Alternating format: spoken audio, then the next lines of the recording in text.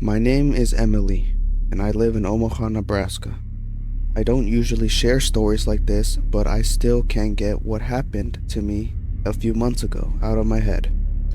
I was on spring break with a group of friends in Punta Cana, Dominican Republic, and honestly, it was exactly what you imagine when you think of a tropical getaway.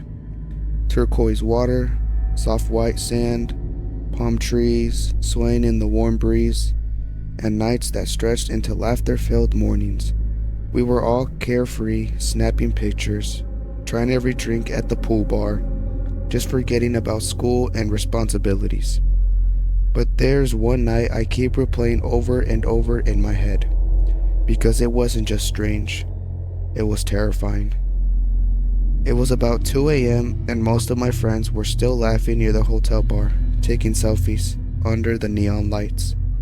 I decided to step out onto the balcony of our room to catch some air.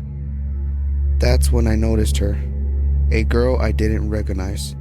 Walking along the shoreline, she wasn't alone. A guy I hadn't seen before was with her. She looked tense, like every step she took was measured. At first, I just assumed maybe she had gone lost or wandered away from her group. But something about the way she moved made my stomach churn. Her head kept turning slightly, glancing at the dark waves, and her shoulders were tight, almost like she was bracing for something. I waved at her, and she waved back with this polite smile, but it didn't reach her eyes.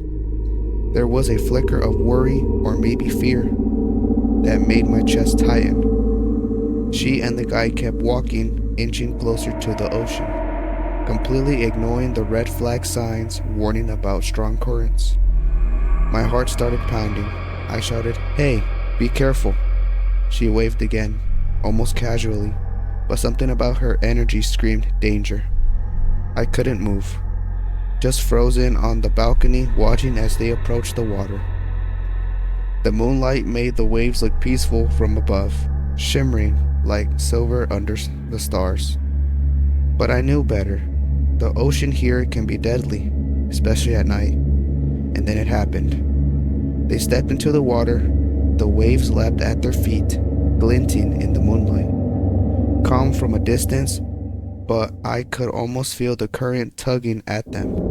I wanted to run down to stop them, to scream again, but I couldn't. And in the blink of an eye, they were swallowed by the darkness.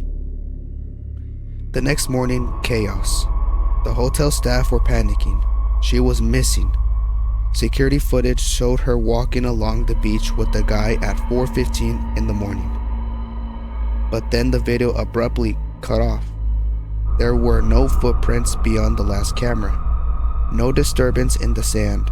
No evidence of anyone else being there. Just nothing. Police searched for days. They combed the beaches, neighboring resorts, even small villages nearby. They dragged nets through the surf, used drones to scan the coastline. Nothing. I couldn't believe it. How could someone just vanish like that? I kept thinking about that night. The sound of the waves crashing, the faint cries of distant birds, the cool night air brushing against my skin when I watched helplessly. Her face in the moonlight, smiling, calm, almost oblivious, haunts me. Months later, guests staying at the hotel reported strange things. Some said they heard footsteps on the sand at night, though no one was there. Others claimed to see a shadowy figure walking along the shoreline, disappearing when they had tried to focus on it. I don't know what to make of it. Was it her? Was it someone else entirely? Even now, I feel uneasy every time I hear the ocean when I close my eyes at night.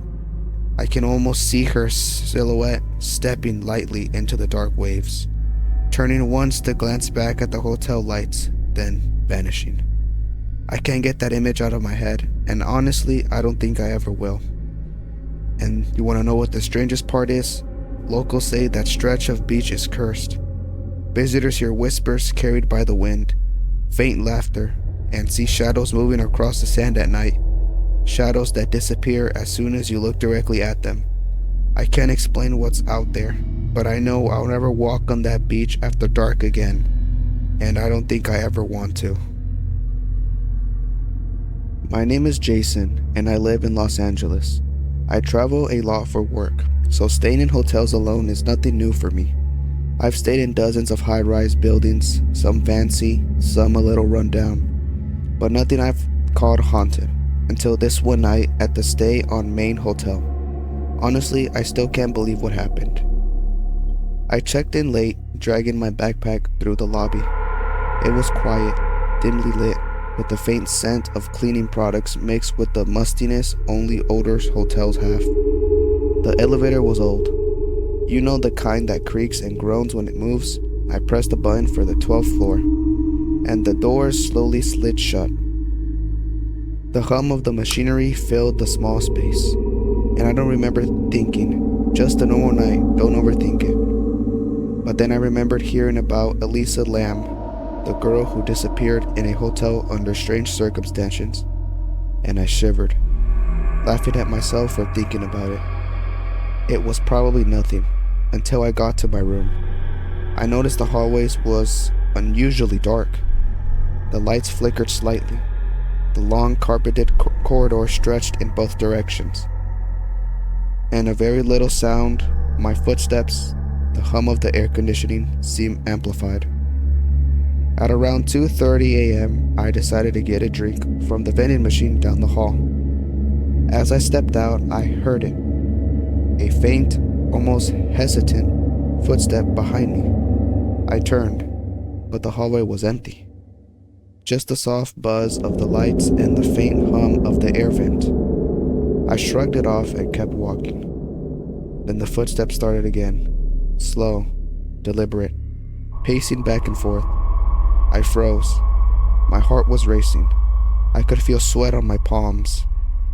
There was no one there, but it felt like something was watching. When I got to the vending machine, I noticed the reflection in the mirrored wall. For a second, I thought I saw someone crouching in the corner behind me, just out of reach of the reflection. I spun around. Nothing. Just an empty hallway, dimly lit and silent. My rational brain tried to reassure me it's an old building.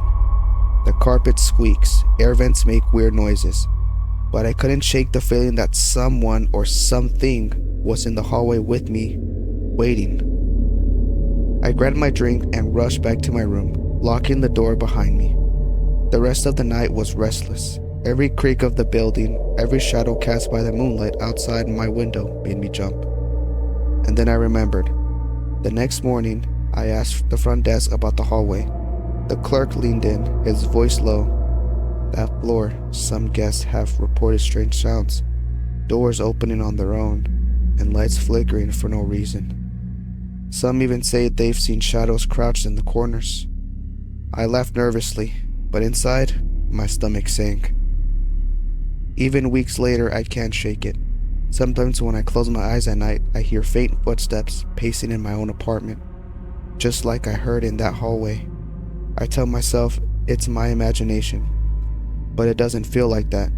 The feeling of being watched or someone or something follows you, sticks with you.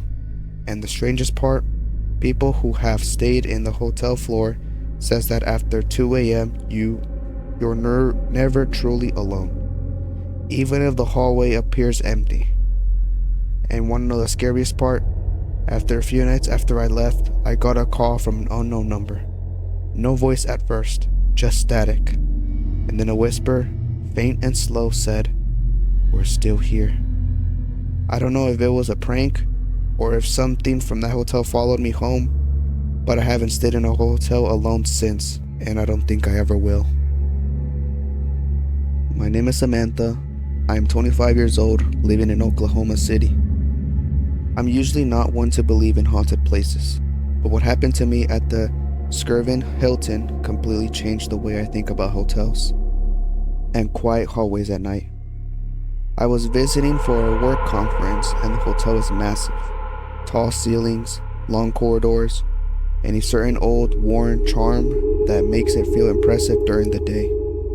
When I checked in, the front desk clerk joked about some rooms being haunted. I left it off. I'm not the type to scare easily, but that night, I wish I had have taken it more seriously. My room was on the 10th floor.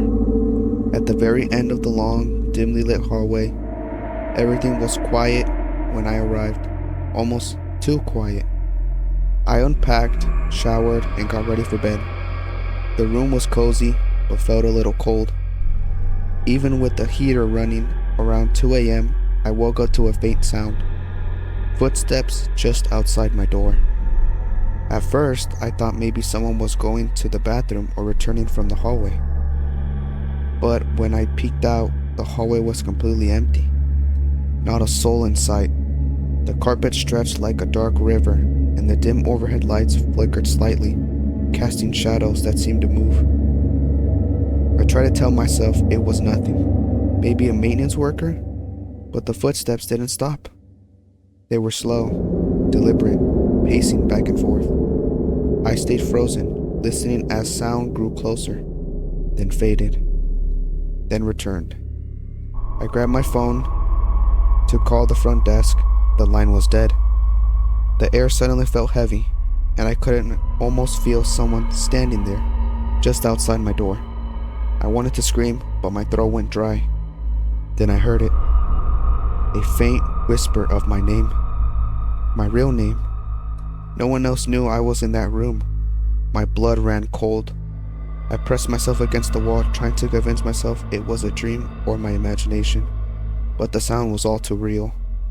Clear, soft, but impossibly close. And then, silence. Hours passed. I didn't sleep. Every little creak of the building, every shadow stretching across the room from the moonlight outside made me jump. The next day I asked the front desk about the room. The clerk's face changed. He leaned in and whispered. People staying in that room sometimes felt like they were being watched, even when they're alone. Some see shadows moving across the hallways. Some hear footsteps pacing outside their doors at night. And a few say they heard whispers calling their names. I laughed nervously, but inside, my stomach sank and my heart dropped. Even now, months later, I can't shake the fact.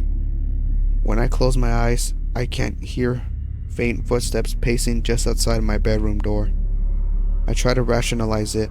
Old hotel, creaking floors, drafts. But it feels different. Heavy, intentional, and the strangest part, guests who stay there at night report seeing shadows crouch in the corners, moving when you're not looking at them. It's like something is always watching. And the part that really gets me, a few nights after I left the hotel, my phone rang. No caller ID. I answered, and all I could hear was soft static, followed by a slow, deliberate whisper that said, "We're still here." I have no idea who or what it was. But ever since that night, I've avoided hotels like this, and I don't think I'll ever want to stay in a quiet hallway alone again.